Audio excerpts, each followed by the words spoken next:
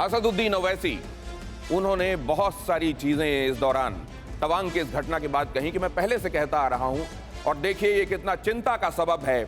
उन्होंने ये भी कहा कि यहां ऐसा लग रहा है कि जो स्टेटस को है वो बदलने की कोशिश है। जहां तक हम पेट्रोलिंग कर पा रहे थे, क्या वहां तक हम पेट्रोलिंग कर पा रहे हैं?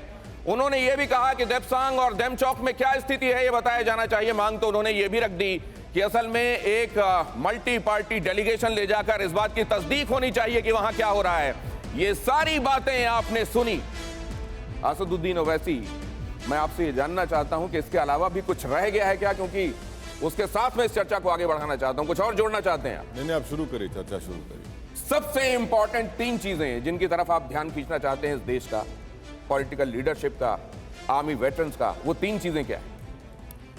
देखिए, देश के प्रधानमंत्री और उनकी सरकार पॉलिटिकल लीडरशिप देने में इस मसले में नाकाम साबित हुई। कृषि से हर दिन, हर महीने, हर साल, इतना ही नहीं आपके रिटायरमेंट के लिए भी पैसे कमाना है। फिर देरी किस बात की? फ्रीडम ऐप को अब भी डाउनलोड कीजिए।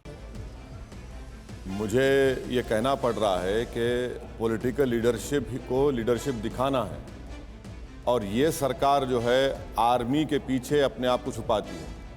कोई सवाल नहीं उठा रहा है सेना की बहादुरी पर, उनकी कुर्बानी पर, उनकी मेहनत के ऊपर। सवाल पॉलिटिकल लीडरशिप पर उठ रहा है और इसलिए मैं कह रहा हूं कि 2017 में देश के प्रधानमंत्री ने कहा कि डोकलाम में कुछ नहीं हुआ है। आज डोकलाम में चीन मुस्तकिल तौर पर बैठा है, परमानेंट बैठा है। बल्कि आज पूनम पांडे, एक जर्नलिस्ट की रिपोर्ट है जिसमें चीन ब्रिज बना रहा है और अगर ब्रिज बनाएगा वो चीन तो सिलीगुड़ कॉरिडोर तक पहुंच सकता है। दूसरी बात यह कि देश के प्रधानमंत्री गलवान हुआ तो कहा कि ना कोई घुसा है ना कोई घुसेगा। भाई, आज का 1000 स्क्वायर किलोमीटर के अंदर डेमसाक और डेमचौक में चीन नहीं बैठा है और अगर हम इस तरह खामोश बैठेंगे तो फिर हम तो सियाचिन को खो देंगे। तीसरी बात यह है कि जो 14-15 राउंड की बातचीत चीन से हुई है, क्या हम स्टेटस को एंटो रेस्टोर किए हैं? गलवान से पहले जो हुआ था नहीं कर रहे हैं। उल्टा हम लोग बफर जोन बना चुके हैं, बफर जोन बना चुके हैं, चाहे वो गोगरा हो, चाहे वो पोंगसोंगसू लेक हो। और फिर अरुणाचल प्रदेश में जो 9 की घटना हुई है, सरकार पार्लियामेंटरी नहीं बोलती है पार्लियामेंट को। एक जर्नलिस्ट उसको लिखता है तब जाकर आप पार्लियामेंट में आकर कहते हैं। क्यों नहीं देश को बताना चाहते आप?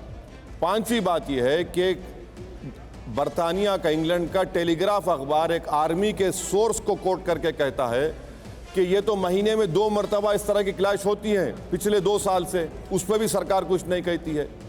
तो ये पॉलिटिकल नहीं, सुनिए एक मिनट, ये पॉलिटिकल लीडरशिप का सवाल है।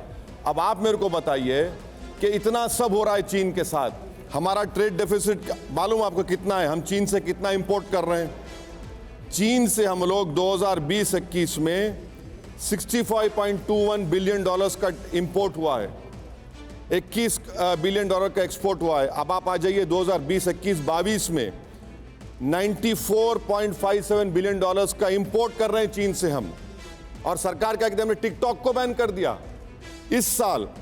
इस साल जो इंपोर्ट हुआ है $60.27 बिलियन का, ठीक है। Trade deficit 73। अरे ये तो हमारी जमीन पे कब्जा कर रहा है चीन और इसे सरकार ट्रेड डेफिसिट कर रही है, इंपोर्ट कर रही है। बंद करिए ना। असदुद्दीन ओवैसी कह रहे हैं कि एक बड़ा ट्रेड इंबैलेंस दिखाई देता है और उसके बावजूद ये दिखाई देता है उनके मुताबिक। नहीं, ये देखिए, ये जो एक मिनट मैं जो कोट किया हूं फिगर्स, ये पार्लियामेंट में सरकार ने दिए हैं। वो कह रहे हैं कि मैं फैक्ट्स कोट कर रहा हूं और मैं इनको सामने रखते हुए ये जानना चाहता हूं। कृषि से हर दिन, हर महीने, हर साल, इतना ही नहीं आपके रिटायरमेंट के लिए भी पैसे कमाना है। फिर देरी किस बात की? फ्रीडम ऐप को अब भी डाउनलोड कीजिए।